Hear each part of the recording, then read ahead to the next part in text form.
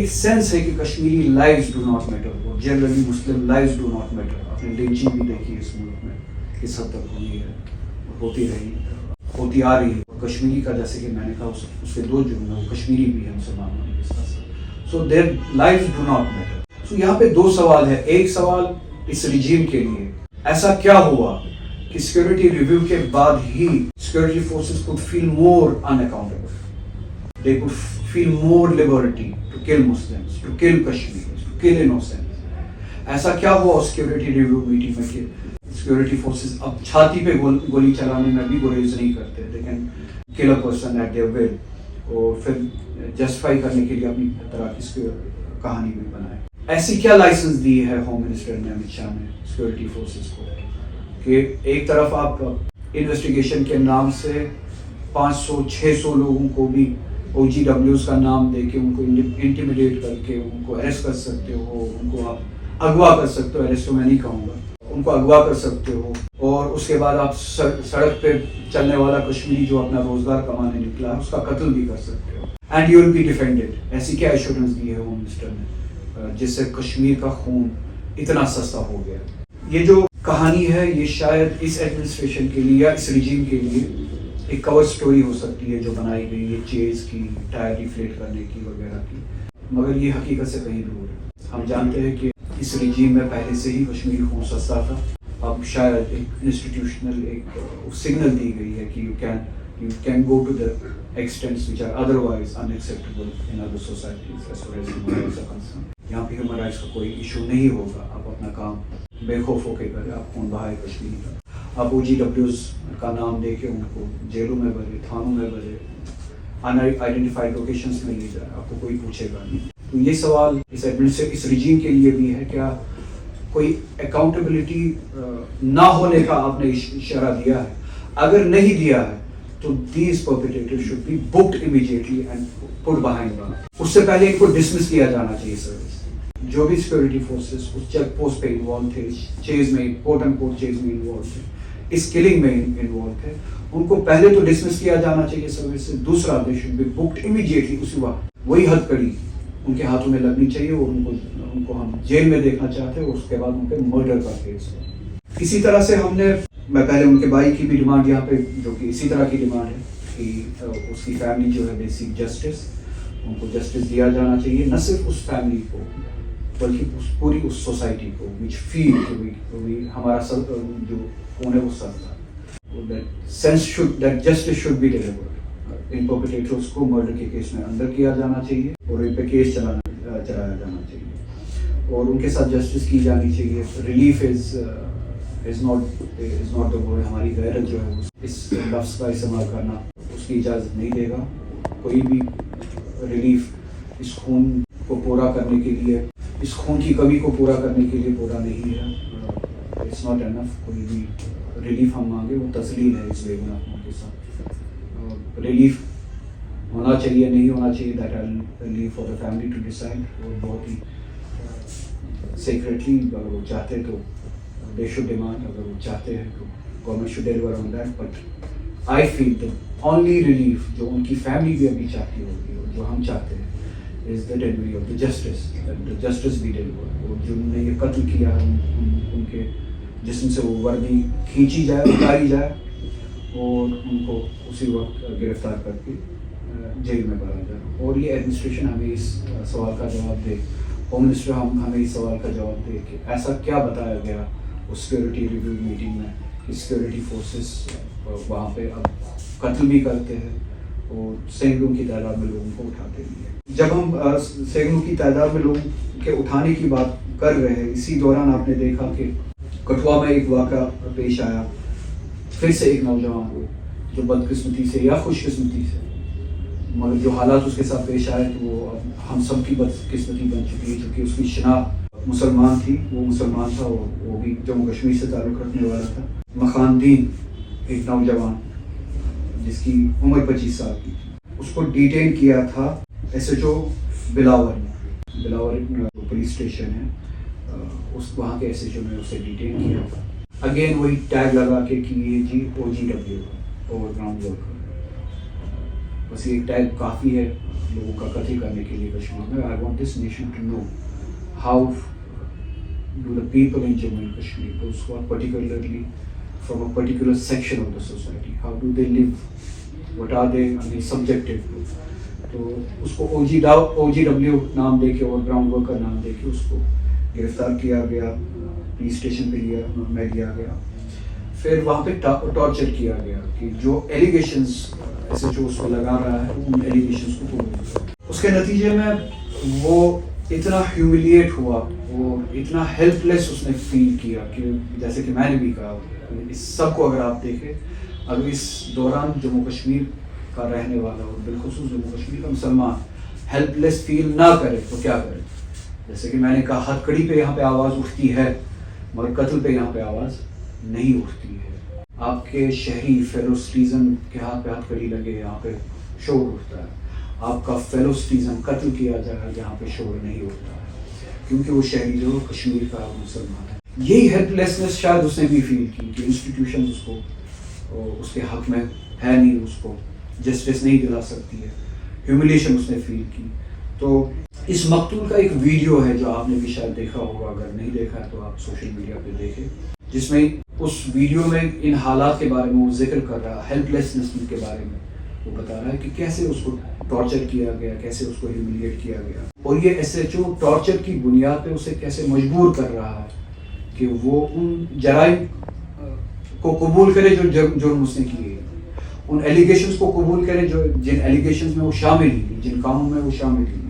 تو اتنی help lessons اسے لگی کہ اسی ویڈیو میں اس نے ڈکلیئر کیا کہ as a result of this humiliation and torture and help lessons وہ اپنی جان لینے والا. اس ویڈیو کے بعد آپ نے خبر سنی ہوگی کہ he committed a suicide, and that suicide was a result of the humiliation and the torture جو اس ایس ایچ او کے ہاتھوں اس نے سہا, and a result of the behavior of this nation, جس بیہیویئر میں ہیلپ لیسنس اس طرح کے لوگوں کو, کشمیر کے لوگوں کو, مسلمانوں کو لگتا ہے کہ اس نیشنز کے institutions will turn a blind eye, یہ اندھا بنیں گے اس ملک کے انسٹیٹیوشنز جب مسلمان یا جموں کشمیر کے کشمیری مسلمان کے خلاف یا جموں کشمیر کے بے گناہ کے خلاف اس طرح کی زیادتیاں کی جائیں.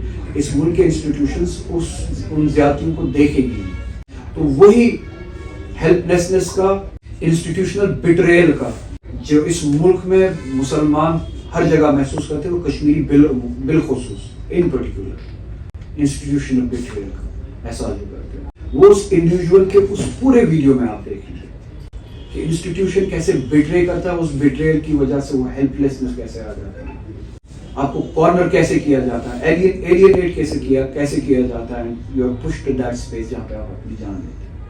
And اس کا وہ جان لینا is a representation of the whole community, in particular in Jammu and Kashmir and in general in the entire India, جو مسلمان کے ساتھ یہاں ہوتا ہے اور کشمیریوں کے ساتھ بالخصوص جو ہو رہا ہے, جس کے نتیجے میں اس نے اپنی جان لی. As the law addresses such kinds of issues, ہمیں پتہ ہے کہ اس پہ law جو ہے اسٹرکٹ ہے.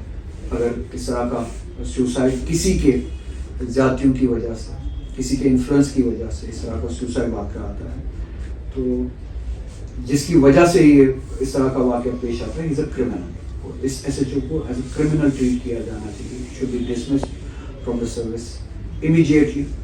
اسی طرح جیسے ان سیکورٹی فورسز کے بارے میں نے کہا, اس ایس ایچ او کی بھی وردی اسی اتاری جانی چاہیے, اس سے ایز اے کرمنل ٹریٹ کیا جانا چاہیے, اسے جیل میں رکھ کے اس کے خلاف جو ہے کیس چلایا جانا چاہیے, اور مخاندین کے ساتھ جو ہے انصاف کیا جانا چاہیے. آئی ایم ناٹ فیلنگ, میں ایک نارمل انسان کے احساس کے ساتھ یہاں نہیں آیا ہوں آپ کے ساتھ. I am feeling betrayed, help لیس.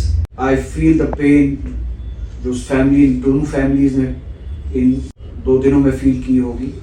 میں اس فیل کو بتانے آیا ہوں, اس فیلنگ کو بتانے آیا ہوں. I represent that feeling. اس فیلنگ میں قتل سے پہلے I want to insist on this word. اس فیلنگ میں قتل سے زیادہ, یہ قتل ہوئے, یہ دونوں قتل ہوئے, سینس آف بیٹریل جو اس ملک نے بیٹریل کیا ہے ایک بہت بڑی پاپولیشن کے ساتھ, سیکشن کے ساتھ, and in particular Jammu Kashmir کے لوگوں کے ساتھ.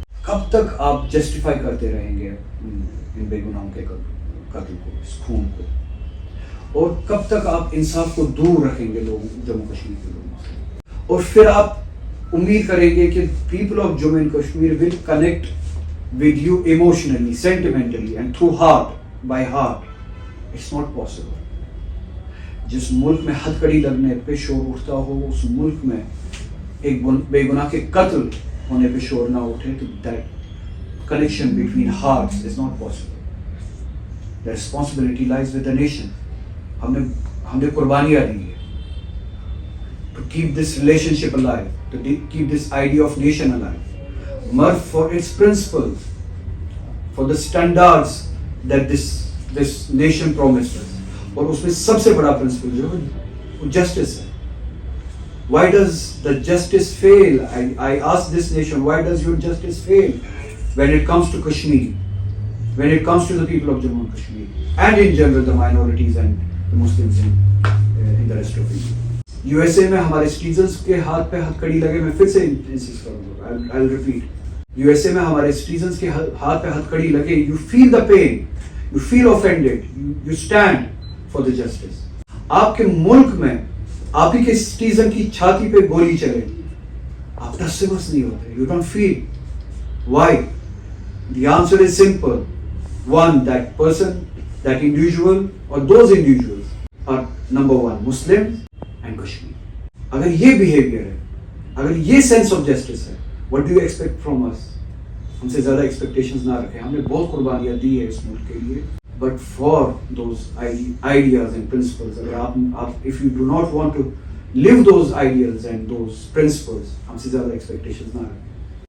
اگر یہ ملک وہ دل کا کنیکشن چاہتے ہیں, want to create that relationship on the basis of those emotions and sentiment, dil ka connection, then the principles and in which justice is the primary principle that we seek should be important when it comes to the people of Jammu and Kashmir.